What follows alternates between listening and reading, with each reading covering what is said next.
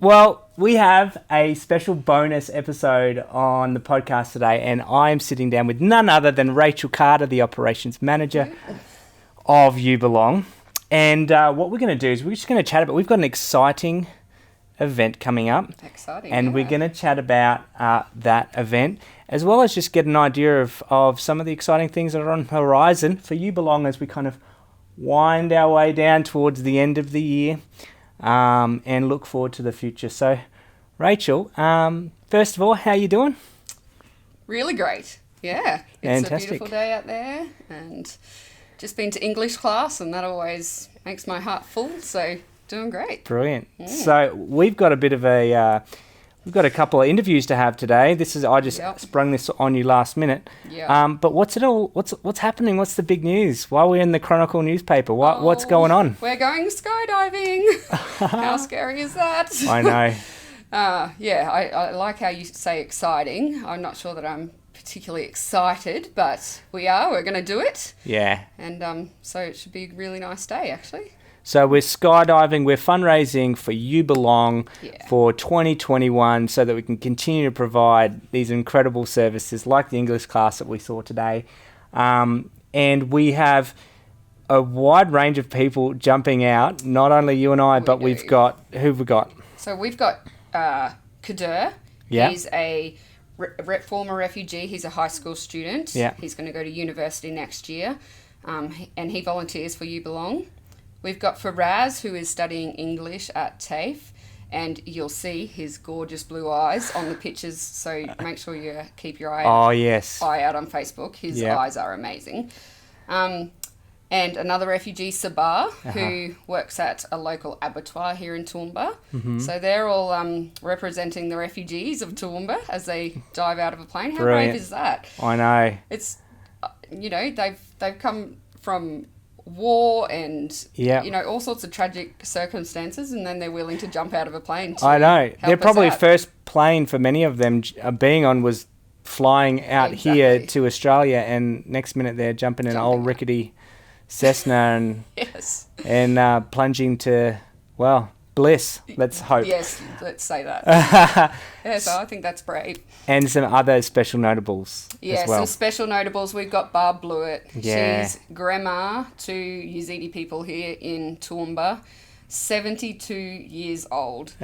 And she's going to jump out of a plane. How amazing is that? That's so good. That's crazy. And she's being interviewed particularly for the Chronicle newspaper here. They thought she was a big enough story just by herself, which she is, right? Totally. Yeah, that's pretty exciting. And your daughter as well? Yeah, Sarah's going to jump out, so she's getting a little bit nervous as we get closer to the time. Right. A little less excited. But so she's busy raising some money in her little community, so that's amazing. Oh man, it's so exciting. But I guess the main thing I really want to ask you is why are we jumping out of planes? Why are you jumping out of a plane, Rachael? Why am I jumping out of a plane? Yeah, well, I guess it goes back to the beginning for me when I was sitting in people's homes, and I was fortunate enough to have that opportunity a lot to sit with people, and I could see the disconnect between themselves and the Toowoomba community, and I wanted to close that gap. I wanted to provide opportunities that were safe for the refugees, but also a comfortable space for the Australians where they can connect with refugees, because if something's not provided, how does a regular established Australian connect with someone like that? Usually we have to provide those spaces that they can do that. So closing that gap, I guess, and connecting people so they're not so isolated and not so lonely, and so they feel like they really belong here in their new home. That's why I'm jumping out of a plane. Wow. So we can keep making those spaces and supporting these special people that are here.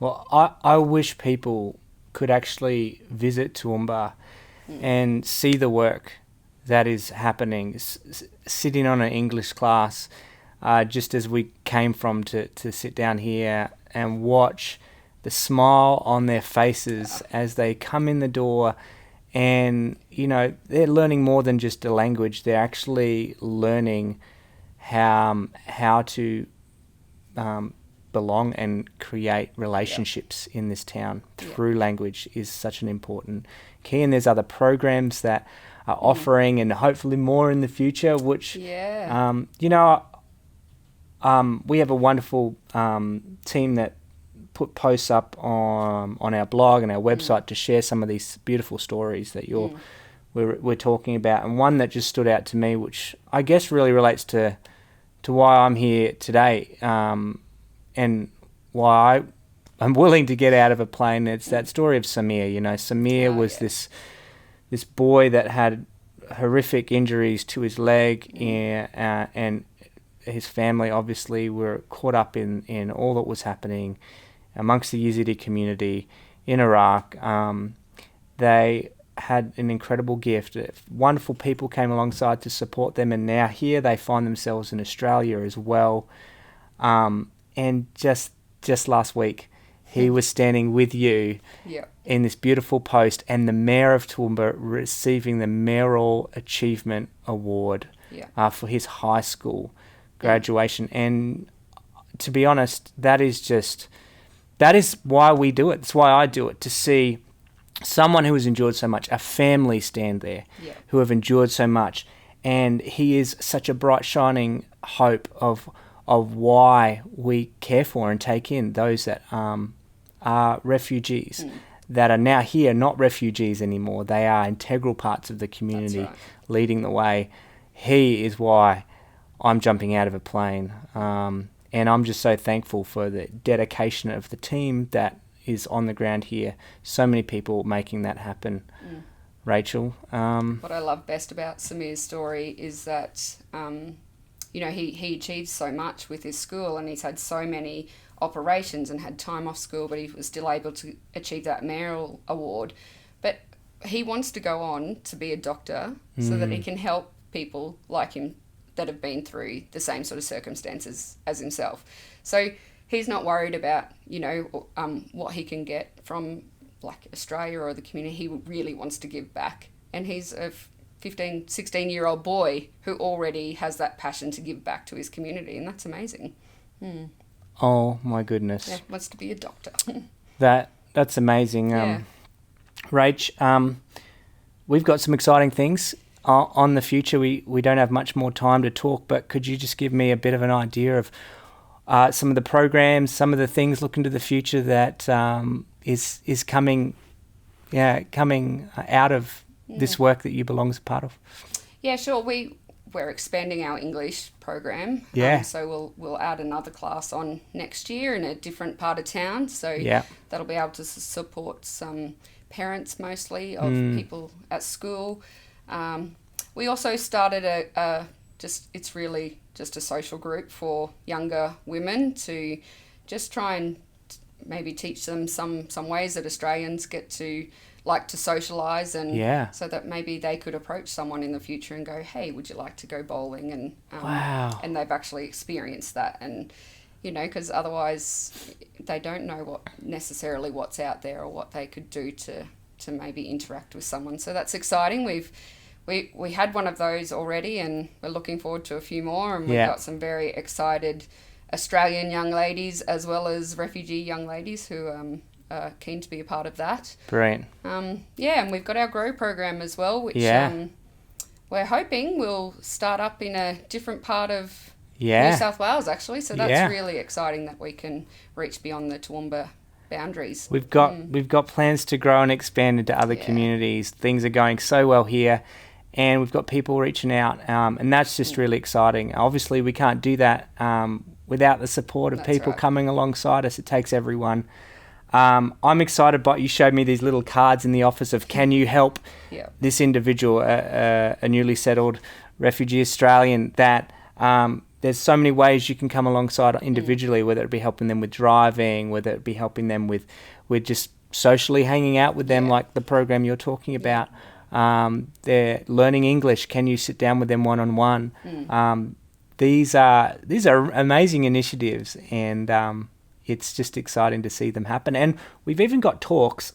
Keep your ears open for potentially the podcast. A new podcast. Hey, we're going to tell you some of these refugee stories. We're going to have them here, and we're going to talk to them about their journey here to Australia and what they're doing now. So that's super exciting. How did I forget that before? No, that's all right. So we're thinking about, creating a brand new podcast, just telling refugee stories, and of course those that are working with them, and really just highlighting, the incredible, they're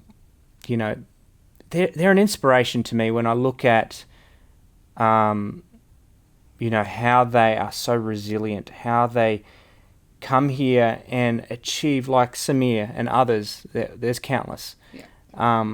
We've got a lot to learn from them, and that's what it's about. It's not like here's a crazy story of aren't they great. It's like no. Let's talk to them, sit down with them, and let's let them be our teacher.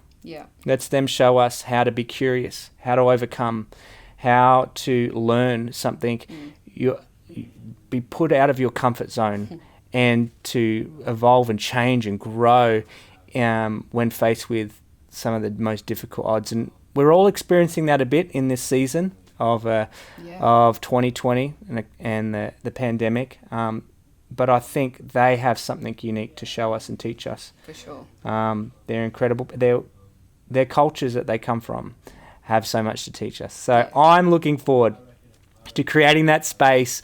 Well, I'm not going to be doing it. The team, refugees and locals here are going to be taking this on. So this is an incredible opportunity for them to take over the podcast world and be our teachers. So I'm excited for it. So I'm super excited too. Actually, another team member of ours and I got to go around Toowoomba taking photos and interviewing refugees who've got work here in Toowoomba now, and one particular story about a migrant actually who's a head chef in a cafe here in Toowoomba, and he wanted to give a refugee a chance, didn't have a jot of English hardly, and he 18 months down the track he's nearly finished his apprenticeship and is ready to be a chef himself. Oh my gosh. Stories like that we're really excited to bring to everyone, and I can't wait to have them on here sharing some of their story and teaching us a thing or two.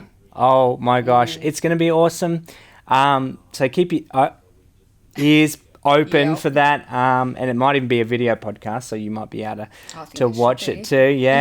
Okay, as we close things out, how can people get involved, especially with this Dive to Thrive? What do people need to do to be a part of these incredible stories, and to help us create more stories like we're hearing and what we want to share through the podcast and other ways? How can people be part of this? So you can be a part, obviously, by donating to our and sponsoring someone to dive. We've got about 10 divers who you can choose who you want to sponsor.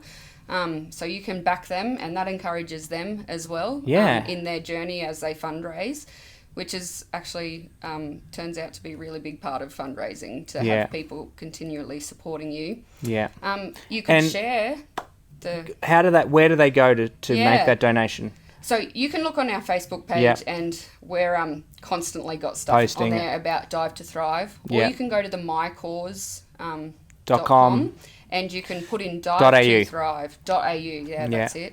Dive to Thrive, and our campaign will come up, and it says Support You Belong Australia. Brilliant. So you can do it that way as well.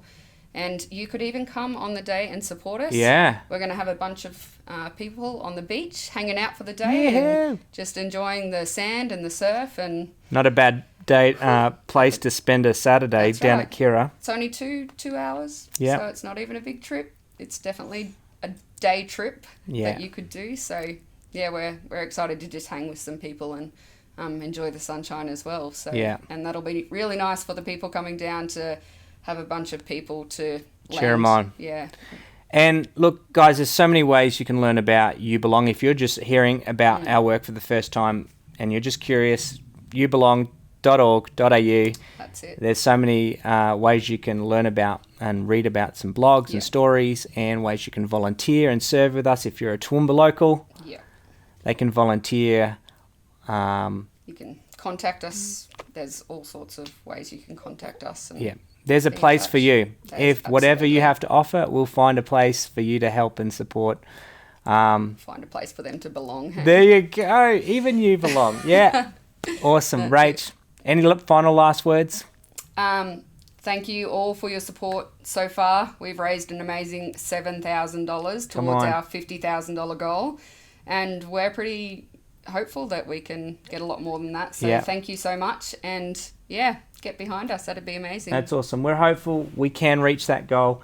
It's just going to make a huge effort and will inspire us to keep going. We're thankful for those of you that have given and do support us. It's because of you that we're even at this point. So thanks, guys. Appreciate it. Thanks, everyone.